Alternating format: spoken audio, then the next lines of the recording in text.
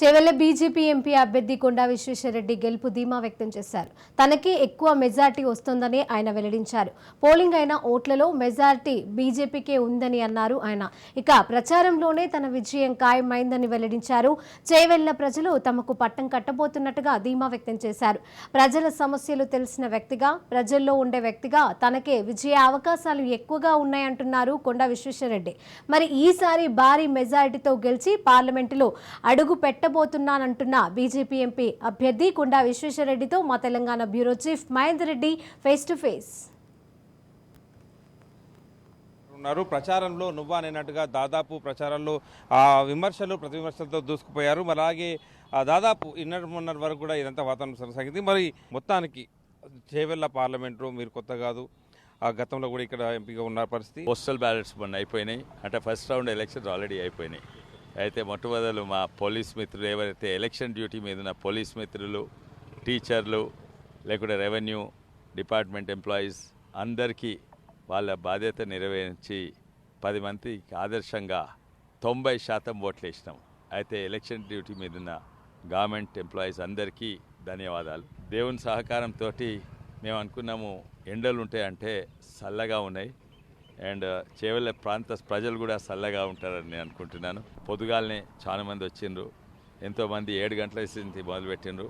ఇప్పుడు దాదాపు 150-180 ఓట్లు పడ్డాయి ఒక్కొక్క బూత్లో. చేవెళ్ళ ప్రజలు నేను అనుకుంటా క్షేమంగా ఉంటారని నేను అనుకుంటున్నాను. ఇంకా ప్రచారంలో ఎలాంటి స్పందన వచ్చింది సార్? దాదాపు 2 నెలల పాటు ఎండలో దాదాపు మీరు ప్రచారం మీద చేశారు. మరి ఓ రకంగా బీజేపీ బీఆర్ఎస్ మీరు త్రిముఖ పోటీ నడుస్తుంది. ఎవరితో పోటీ ఉండే అవకాశం సార్ మీకు ప్రధానంగా? కొన్ని జాగాల 7 నియోజకవర్గాలు, కొన్ని జాగాల బీఆర్ఎస్, కొన్ని జాగాల కాంగ్రెస్. బట్ ఈ లాస్ట్ కాంగ్రెసే. మొన్నటి వరకు తాండూరు పరిగి చేవెళ్ళ బీఆర్ఎస్ లీడింగ్ ఉండే, కానీ బీఆర్ఎస్ చేతులు ఎత్తేసినట్టుంది. అండ్ నిన్న మొన్న కాంగ్రెస్ కూడా చేతులు ఎత్తేసినట్టు అనిపిస్తున్నది. అండ్ అందుకే పెద్ద వాళ్ళ టేబుల్లలో చూడేం లేవు, అవి వీవీప్యాట్ ప్రింట్ అదేంది స్లిప్ ప్రింటింగ్ మిషన్ లేవు, వాళ్ళకి షామ్యానే లేదు టేబుల్ మీద. సో వాళ్ళ చేతులు ఎత్తేసినట్టు అనిపిస్తుంది కాంగ్రెస్. ఇంకా లాస్ట్ మీట్ అని ఏంది నిన్న అంది వాళ్ళ అనైతికంగా స్టిక్కర్లు అంటుపెట్టిండ్రు. వికారాబాద్లో పోలీసు వాళ్ళు వచ్చి కాంగ్రెస్ వాళ్ళని పట్టుకున్నారు. అయితే వాళ్ళ డెస్పిరేషన్ ఇంకా ఏంది మున్గేట్ అయినా గడ్డి పూసను కూడా పట్టుకొని తేలుతందుకు చేస్తుంది కదా, అట్లా అనిపిస్తున్నది. ఈ చేతులు ఎత్తేసినట్టుంది. కానీ అది వాళ్ళ గురించి ఎందుకు, కానీ చాలా సంతోషము. చేవెళ్ళ ప్రజలకు మంచి సక్సెస్ దొరుకుతుందని అనుకుంటున్నాను. తెలంగాణ వ్యాప్తంగా మనం చూసుకున్నట్లయితే మీ బీజేపీ నేతలంతా కూడా, అభ్యర్థులంతా కూడా చాలా ధీమాగా ఉన్న పరిస్థితి. సో ఎంత సార్ అంటే 3 పార్టీలు కూడా డబుల్ డిజిట్ అన్నట్టుగానే ప్రయత్నించాయి. ఈ మధ్యలో అసెంబ్లీ ఓటమి తర్వాత బీఆర్ఎస్ కూడా పార్టీగా ఉంది. ఎలాగో అసెంబ్లీ ఎన్నికల్లో మేము గెలిచాం కాబట్టి కాంగ్రెస్ కూడా మేము గెలుస్తామన్నారు. మరి మీరు ఆ వైపు మోదీ హవా అనేది ఇంకా కొనసాగుతూనే ఉంది. సో మీరు హోప్ ఏంటి సార్? అసలు బీఆర్ఎస్ మొన్నటి వరకు మంచిదే ఉంది. ఎస్పెషల్లీ నాకు ఉత్తర తెలంగాణలో ఏమవుతుంది డే టు డే తెలియదు కానీ జనరల్, కానీ ఇక్కడనైతే బీఆర్ఎస్ చేతులు ఎత్తేసింది. అండ్ వాళ్ళ ఓట్లు అన్నీ కూడా 99.9% బీజేపీకి వస్తాయని అనుకుంటున్నాను. అట్లే కాంగ్రెస్ ఉన్న ఓట్లు కూడా 60% మాకు ట్రాన్స్ఫర్ అవుతున్నాయి అనుకుంటున్నాము. ఎందుకంటే మన కాంగ్రెస్ ఓటు కాంగ్రెస్ మీద ప్రేమతోటి కాదు, అది యాంటీ ఇన్కమెన్సీ, యాంటీ కేసీఆర్ ఓట్లు అవి.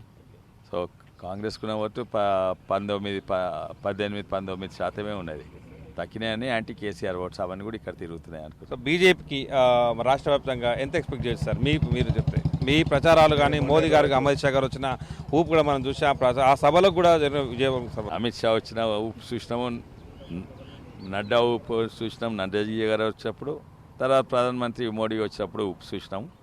అట్లనే మొన్న వాళ్ళ కుటుంబ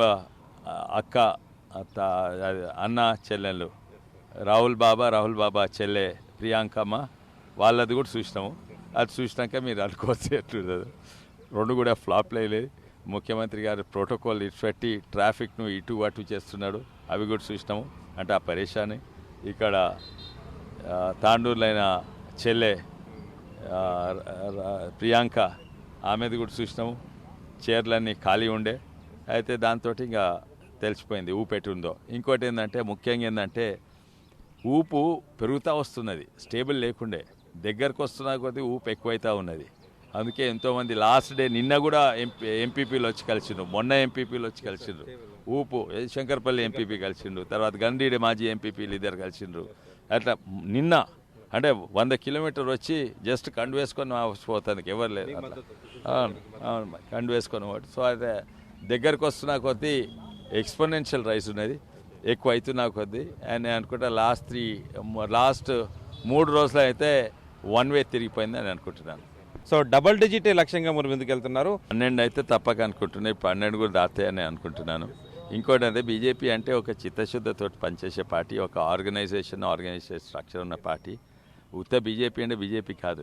బీజేపీ ఏమో 2 నెలల సంది చేస్తూ ఉన్నది, కానీ 3 వారాల సంది ఏది యువ మోర్చా, మహిళా Morcha, Kisan Morcha, OBC Morcha, SC Morcha, ST Morcha వాళ్ళందరి బీజేపీ పెట్టుకున్న మీటింగ్లో పావు కాదు 1/10 కూడా పెట్టుకోలేదు. మేము దాదాపు నేను అనుకుంటా విజయ సంకల్ప యాత్ర నుంచి మొదలైంది, తర్వాత నా ఆశీర్వాద యాత్ర ప్రచారము 3 నెలల సంది మొదలైంది. మేము ఇప్పటి వరకు కనీసము స్ట్రీట్ కార్నర్ మీటింగ్లు ఇవన్నీ కలిసి 2-3 వేల మీటింగ్లు అయిండొచ్చు. ప్రచారాలు, మీటింగ్లు, ఈ రోడ్ షోలు ఇవన్నీ కలిసి వాళ్ళవి 200 కాదు 100 కూడా కానట్టున్నాయి వాళ్ళవి. సో భారీ మెజారిటీతో గెలుస్తున్నట్టు కొండా విశ్వేశ్వరరెడ్డి ఒక ధీమా వ్యక్తం చేస్తున్నట్టు పరిస్థితి కనిపిస్తుంది. ఇది ఓవరాల్గా రంగారెడ్డి జిల్లా చేవెళ్ల పార్లమెంటరీ పరిధిలో బీజేపీ అభ్యర్థి కొండా విశ్వేశ్వరరెడ్డి మనగోతాం. కెమెరా పర్సన్ నిశాంత్తో మహేందర్ రెడ్డి, రంగారెడ్డి జిల్లా.